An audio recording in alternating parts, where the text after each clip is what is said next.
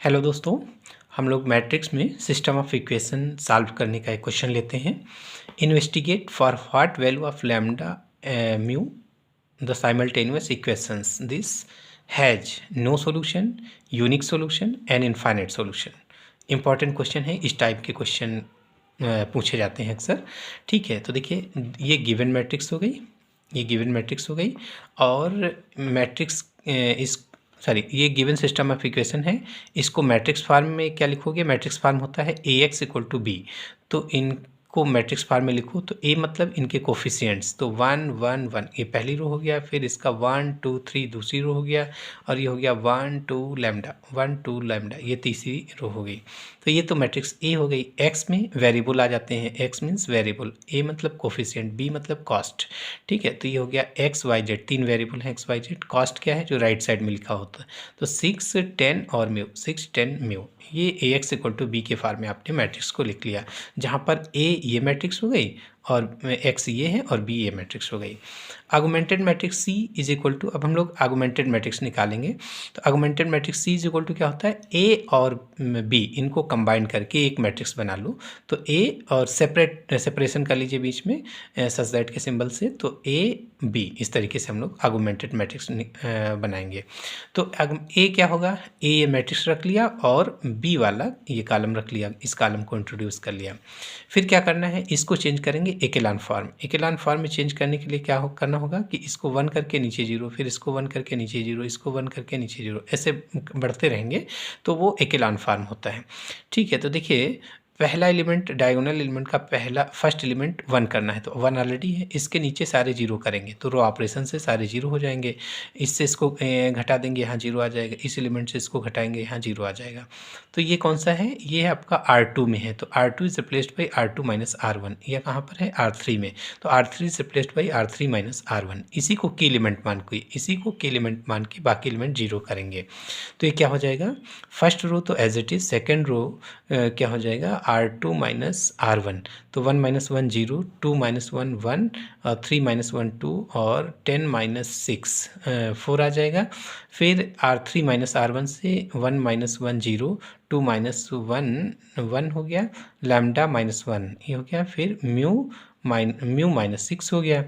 उसके बाद देखिए 1 0 0 हो गया, यहाँ 1 करना है, ऑलरेडी 1 आ गया, इसके नीचे 0 करना है।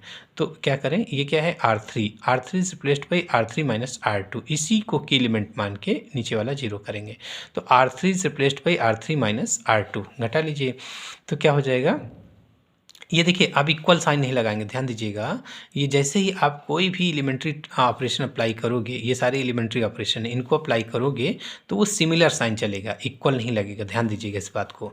ठीक है, तो ये सिमिलर साइन चला। उसके बाद फिर एस को घटा दिया तो R1 एज इट इज़ है, R2 as it is, R3 minus R2 किया तो 0 माइनस 0 0 आ गया, 1 माइनस 1 0 आ गया, lambda minus 1 minus 2, lambda minus 3 आ गया, mu minus 6 minus 4, mu minus 10 हो गया। ठीक है, अब ये देखिए लैम्डा और म्यू पर ये वाली रो केवल डिपेंड करती है ना, लैम्डा और म्यू पर ये तीसरी रो डिपेंड करती है। तो यहाँ पर तीन केसेस में आपको वैल्यू बतानी है लैम्डा और म्यू की। तो no case, no solution. No solution क्या होता है कि अगर ए और सी दोनों की रैंक अलग अलग हो जाए तो सिस्टम ऑफ इक्वेशन इनकंसिस्टेंट होता है। इनकंसिस्टेंट का मतलब नो सॉल्यूशन, उसको सॉल्व नहीं कर सकते हैं। नो सॉल्यूशन का मतलब हुआ उस सिस्टम ऑफ इक्वेशन को सॉल्व नहीं कर सकते हैं। ठीक है, कैसे इक्वेशन? जैसे लिखा है कि x plus y is equal to 3 और ये कह दें ये दूसरा इक्वेशन दे दें, दूसरी इक्वेशन दे दें कि 2x plus 2y is equal to 5 कर दें। तो देखिए अब इन दो इक्वेशन में कभी भी देखिए, इसको अगर 2 से डिवाइड कर दें तो दूसरी वाली इक्वेशन क्या हो जाएगी आपकी? x plus y is equal to 5/2 हो गई।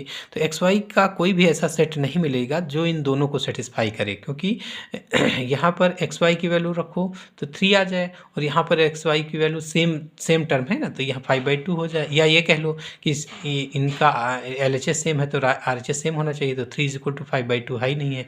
तो इस तरीके का जो सिस्टम ऑफ इक्वेशन होता है वो क्या होता है? इनकंसिस्टेंट होता है, मतलब उसको सॉल्व नहीं कर सकते, तो ऐसे को हम लोग नो सॉल्यूशन बोलते हैं। ठीक है, तो नो सॉल्यूशन की पॉसिबिलिटी क्या होती है कि rank of A not equal to rank of C, है ना, ये शर्त है नो सॉल्यूशन की। तो ए की रैंक निकालने के लिए हम लोग इसको डिलीट कर देते हैं, ये समझेंगे कि ये नहीं है। तो ए की rank number of non zero rose count करके करेंगे, तो दोनों की रैंक डिफरेंट करना है। तो अगर इसको हम लोग जीरो मान ले और इसको नॉट इक्वल टू जीरो माने तो क्या हो जाएगा, let lambda minus 3 equal to zero, mu minus 10 not equal to zero. तो जब हम ए की रैंक निकाले होंगे तो इसको हटा देंगे, तो ये जीरो है, यहाँ पर जीरो काउंट हो रहा है। तो number of non zero rose, zero रोज का मतलब जिस रो के सारे एलिमेंट जीरो वो जीरो रो, नॉन जीरो कोई भी एक एलिमेंट नॉन जीरो तो नॉन जीरो रो। तो एक नॉन जीरो रो ये हो गई, एक ये हो गई इसको हटाने पर। तो ए की रैंक क्या हो गई, 2, ए की रैंक 2 हो गई। सी की रैंक के लिए देखिए यहाँ जीरो है और यहाँ जीरो नहीं है, तो सी के लिए हम पूरी मैट्रिक्स को काउंट करेंगे। ठीक है, तो क्या हो जाएगा, सी की रैंक 1 2 3 3 हो जाएगा, क्योंकि यहाँ जीरो है यहाँ जीरो नहीं है, इसका मतलब ये रो भी नॉन जीरो हो गई। तो ए की रैंक 2, सी की रैंक 3। तो इस केस में rank of A not equal to rank of C हो गई। इसका मतलब लैम्डा की वैल्यू क्या हो जाएगी, 3 और म्यू की वैल्यू नॉट इक्वल टू 10। तो lambda is equal to 3, mu not equal to 10 के अलावा 11 12 कुछ भी ले लो लेकिन 10 ना लो, तो ये आपका नो सोल्यूशन का केस हमेशा बनेगा। उसके बाद फिर अगला केस है यूनिक सोल्यूशन।